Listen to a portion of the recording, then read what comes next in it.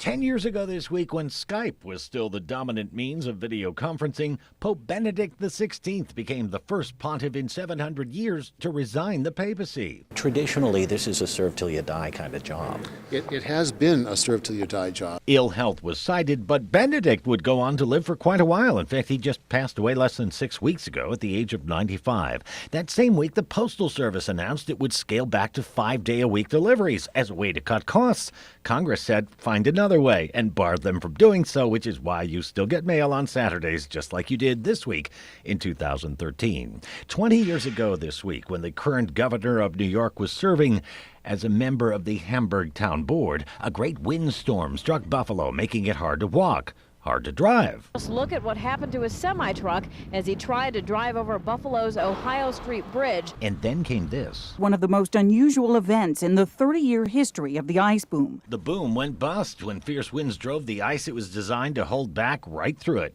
Torn asunder, they were picking pieces of it up along the river for days. The nation's terror alert was escalated to high amid rising tension with Iraq, and it wasn't uncommon to see cops on streets with machine guns and vehicles pulling into the Buffalo airport being inspected for possible bombs.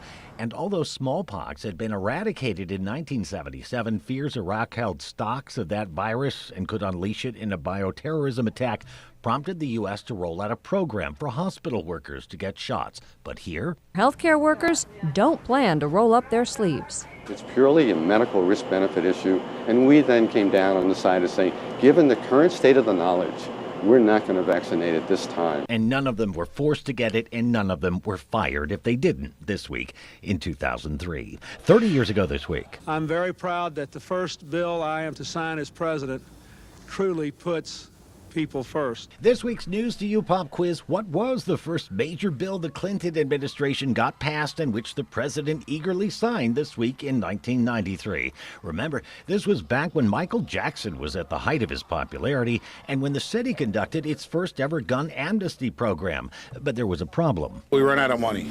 So many people showed up to turn in old firearms, the city blew through $50,000 in 4 days, leading to another problem. Some folks other than police started buying the guns. Police were out trying to stop the street arms dealing, but didn't know if they legally could. Safe to say you would not see today what we saw back in the days when this was all news to you.